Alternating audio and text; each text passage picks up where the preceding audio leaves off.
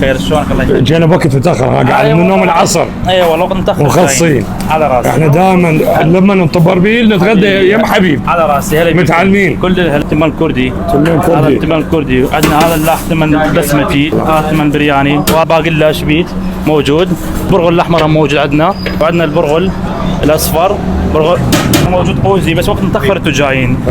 دجاج الدبسي موجود المحشي. ما شاء الله. عندنا القليه المصلاويه بس انتم متاخر جايين طبعا.